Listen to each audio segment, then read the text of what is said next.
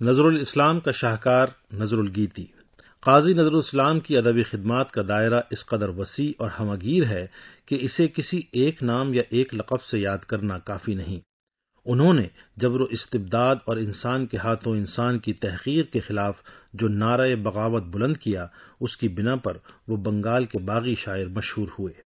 ایک طرف انہوں نے ظلم اور عدم رواداری کے خلاف آواز اٹھائی تو دوسری جانب بنگلہ شاعری کے روایتی اسلوب سے بھی انحراف کیا، اور دونوں حیثیتوں سے ان کی آواز انقلاب آفریں ثابت ہوئی۔ جوش حریت میں ڈوبے ہوئے ان کے نغمے ملک کی ایک بڑی آبادی کے لیے بیداری کا سبب بنے۔ آزادی کی جدوجہد میں نظر الاسلام کے نغموں نے جو کام کیا وہ یادگار ہے۔ یہ ان کی شاعری کا ایک رخ ہے، ایک اہم رخ، لیکن اس ایک ساز میں بہت سی آوازیں ہیں، اور ان آوازوں کے مجموعے سے ایک ایسا بھرپور سنگیت پیدا ہوا ہے جو بے مثال ہے۔ ایک مسلسل غنائیہ جس میں بغاوت کے بفرے ہوئے نعرے بھی ہیں، حسن و عشق کے رنگین گیت بھی، ایک حساس شاعر کے داخلی جذبوں کے ساتھ ساتھ ایک معاشرے کے دکھ درد کا افسانہ بھی ہے، اور قوم کے ماضی و حال کی المناک داستان بھی۔ جذبات کے اس تنوع اور اظہار کی بے پایاں قوت کے علاوہ یہ تمام شاعری ولولہ زندگی سے سرشار اور ایسے پیغامات کی حامل ہے جسے دنیا کے لیے ایک مستقل درس حیات کہا جا سکتا ہے۔ شاعری یا موسیقی کا یہ مشغلہ صرف جذبات کے اظہار تک محدود نہ تھا۔ قاضی نظر الاسلام کی زندگی ایک سرگرم عمل فنکار کی منفرد مثال ہے۔ کسی سیاسی جماعت سے وابستہ نہ ہونے کے باوجود گاؤں گاؤں اور شہر شہر آزادی کے نغمے الاپتے ہوئے گھومنا ان کا کام تھا۔ آزادی ان کا محبوب موضوع تھا۔ اسی کی لگن ان کو جیل لے گئی، اور وہ 20 برس اپنی آتش نوائیوں سے نوجوانوں کا خون گرماتے رہے۔ پہلا نعرہ جو نظر الاسلام کے منہ سے نکلا وہ مؤذن کی تکبیر اللہ اکبر تھا۔ وہ موضع چرولیا ضلع بردوان کے قاضیوں کے گھرانے میں پیدا ہوئے۔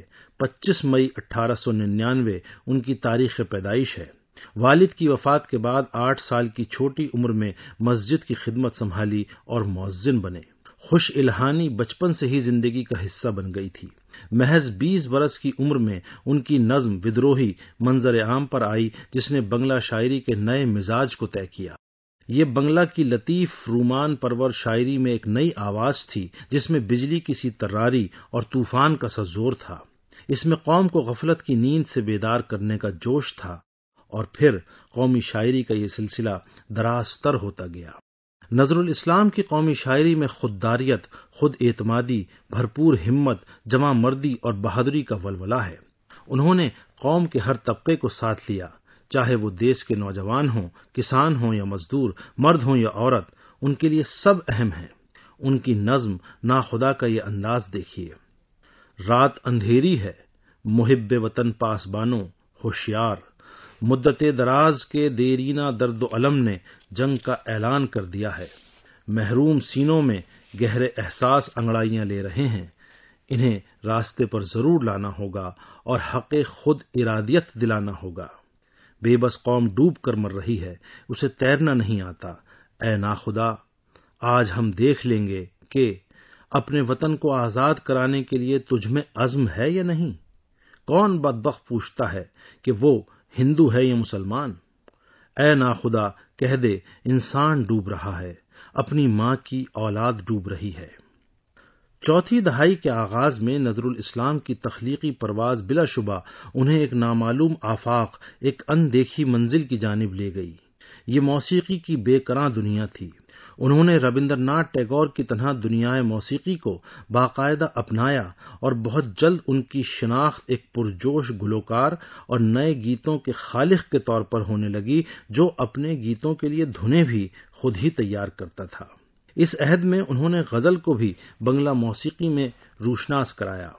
نظر الاسلام لفظوں کے انتخاب کا پاکیزہ ذوق رکھتے تھے۔ ان کے اس وصف نے غزل سے وابستہ لطیف جذبات کے اظہار کے لیے ان کی دھنوں کو اور پر اثر بنا دیا تھا۔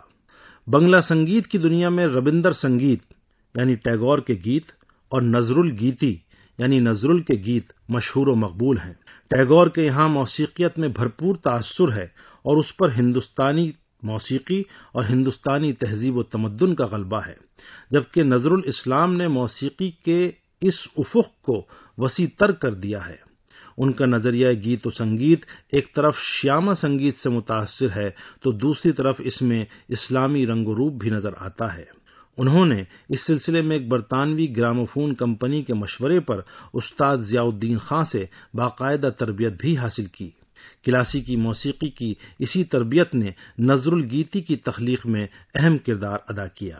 خیال کیا جاتا ہے کہ نظر الاسلام نے 3500 گیت لکھے اور انہیں سنگیت سے سجایا، البتہ ان میں سے صرف 2000 گیت ہی بمشکل محفوظ رہے، باقی گیتوں کی جستجو نتیجہ خیز ثابت نہیں ہوئی۔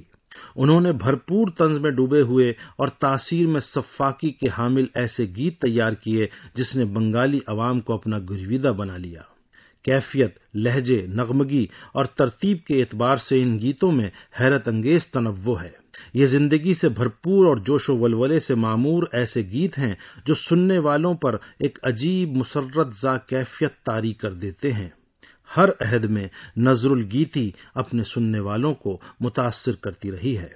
لفظوں کو سرتال عطا کرنے میں ان کا وجدان اور فطری ذوق جمال ہمیشہ ان کی رہبری کرتے۔ وہ اکثر کلاسیکی راگ اور لوک دھن کے خوشگوار امتزاج سے اپنے منفرد گیت کو پرکشش ہی نہیں بناتے بلکہ اس پر اپنی چھاپ ثبت کر دیتے۔ نظر الاسلام باغی شاعر تھے۔ ان کا جذبہ بغاوت اتنی ہی شدت کے ساتھ موسیقی کے میدان میں بروئے کار آیا۔ کہا جاتا ہے کہ شاعر نظرل کے مقابلے سنگیت کار نظرل زیادہ عظیم ہیں۔ شاعری میں روانی نے اکثر ان کا ساتھ نہیں دیا، تاہم گیتوں میں نظر الاسلام کے فطری جوہر خوب کھلے۔ گیت کا یہ والہانہ انداز دیکھیے: دور رہنے والے پریتم تجھے حاصل نہ کر سکا، اس لیے یہ گریہ و زاری ہے۔ دریا میں تھپیڑے اسی لیے آتے ہیں کہ ساحل ایک دوسرے سے نہیں ملتے۔ تم مل جاتی تو بانسری بھی خاموش ہو جاتی اور ہلاکت خیز موت آ جاتی۔ تمہیں پا نہ سکا، یہی وجہ ہے کہ میرا سینہ خالی نہیں ہے، بانسری کا سینہ خالی ہے، اسی لیے نغمے پیدا ہو رہے ہیں۔ نظر الاسلام کے گیتوں اور غزلوں کے مطالعے سے ان کی رومانی زندگی کے بہت سے گوشے ہماری آنکھوں کے سامنے آ جاتے ہیں۔ اس میں شبہ نہیں کہ ان کے دل و دماغ میں آتشی اولے پلتے تھے، لیکن صاف شفاف آسمان پر جب حسن کا پیکر نظر آ جاتا تو وہ اپنے دل میں عجیب سی کسک اور تڑپ محسوس کرتے۔ وہ ہمیشہ محبت اور حسن کے سودائی رہے۔ انہوں نے ہر جگہ محبت کے گیت گائے۔ کوئی کامنی صورت ان کے گیت کے بول سے مشہور ہو جاتی تو ان کے ہونٹوں سے نئے بول اور نئی دھنیں پھوٹ پڑتیں۔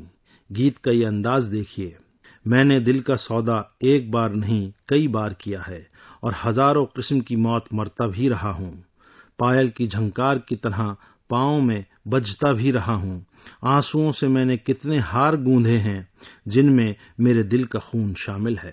نظر الاسلام کی عشقیہ شاعری میں جذبات بکھرے ہوئے سمندر کی مانند تیز اور تند نظر آتے ہیں۔ اس میں زندگی ہے اور اس کی حلاوتیں ہیں، اثر ہے اور چبھن ہے۔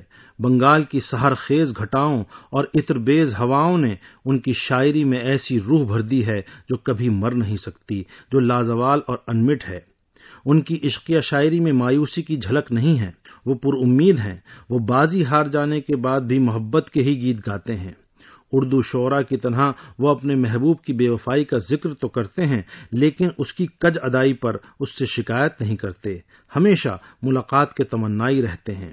لکھتے ہیں: شاید تم سے پھر وہاں ملاقات ہوگی جہاں یہ نیلا آکاش گلبن کی سرزمین کو بوسہ دیتا ہے، یا نہیں تو دور دراز گاؤں کے گیتوں میں، یا سونسان راہوں یا زو بار میدانوں میں تم آہستہ آہستہ مسکرا کر میرا ہاتھ پکڑ لو گی۔